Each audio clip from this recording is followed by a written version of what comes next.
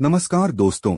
आज हम बात करेंगे हिंदी साहित्य के एक ऐसे कालजयी किरदार की जिसके नाम में ही उसके व्यक्तित्व का सार छुपा है, गुंडा। जी हाँ, हम बात कर रहे हैं छायावाद के महाकवि जयशंकर प्रसाद की अद्भुत कहानी गुंडा की, जो 1928 में लिखी गई थी। यह सिर्फ एक कहानी नहीं, बल्कि काशी के उस बदलते स्वरूप का दर्पण है, जहाँ एक पुराने दौर का गुंडा अपने ही बनाए उसूलों में घुटता है। ये कहानी हमें सीधे ले जाती है काशी की उन गलियों में, जहां एक समय में इज्जत, मर्यादा और रसूख का अपना ही बोलबाला था। प्रसाद जी ने उस समय के काशी का बड़ा जीवंत चित्रण किया है, जहां पहलवानों की गदाएं गूंजती थीं, जहां अखाड़े गर्म रहते थे और जहां दबंगों का अपना एक अलग रुतबा था। लेकिन यह रुतबा डर से नहीं, बल्कि एक अजीब से आदर से जुड़ा था। और इसी काशी के केंद्र में है हमारा नायक, या यूं कहें कि प्रतिनायक, नन्हकू सिंह, जिसे लोग नन्हकू गुंडा कहते थे। लेकिन नन्हकू आम गुंडा नहीं था। वो एक ऐसे दौर का आखिरी नमूना था जब गुंडे का भी अपना एक धर्म होता था। उसका एक कोड था, एक वसूल था।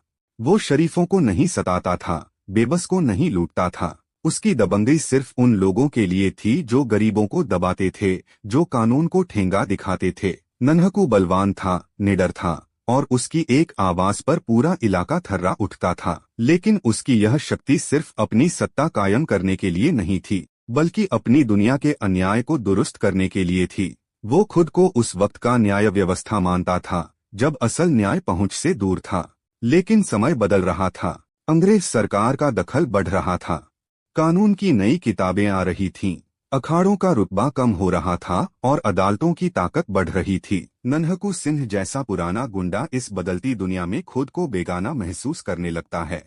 उसके पुराने उसूल इस नई व्यवस्था में बेमानी लगने लगते हैं। कहानी में कई घटनाएं आती हैं जहां नन्हकू अपनी पुरानी मर्यादाओं से बंधा दिखता है, जबकि नए दौर के लोग बेईमानी और धोखे से आगे बढ़ रहे हैं।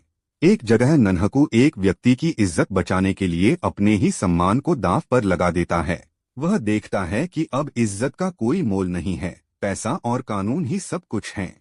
कहानी का क्लाइमेक्स नन्हकू सिंह की आंतरिक टूट को दर्शाता है। वह देखता है कि जिस काशी को उसने अपने उसूलों से सींचा था, वह अब सिर्फ व्यापार और चालाकी का केंद्र बन रही है। उसके अपने लोग भी उसे नहीं समझ पा रहे। आखिर में वो अपनी ताकत, अपनी पहचान, अपनी गुंडई को व्यर्थ समझने लगता है। वह एक नए युग में एक पुराने अवशेष की तरह रह जाता है, अकेला, टूटा हुआ और उपेक्षित।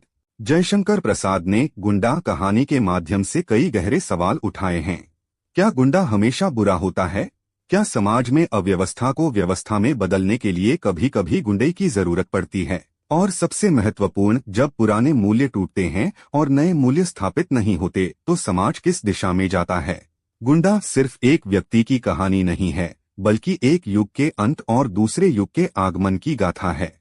यह कहानी बताती है कि कैसे ताकतवर लोग भी समय के साथ असहाय हो सकते हैं, जब उनकी दुनिया ही बदल जाती है।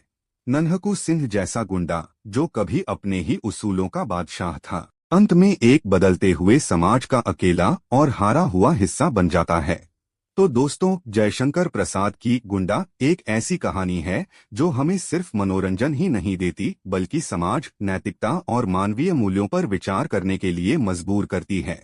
यह आज भी उतनी ही प्रासंगिक है जितनी तब थी जब इसे लिखा गया था। अगर आपने अभी तक यह कहानी नहीं पढ़ी है, तो मैं आपको इसे पढ़ने की सलाह दूंगा। आपको यह कहानी कैसी लगी, हमें कमेंट्स में जरूर बताइए। अगर आपको यह वीडियो पसंद आया हो तो इसे लाइक करें, अपने दोस्तों के साथ शेयर करें और हमारे चैनल को सब्सक्राइब करना न भूलें, ताकि आप ऐसी और भी ज्ञानवर्धक और रोचक कहानियां सुन सकें।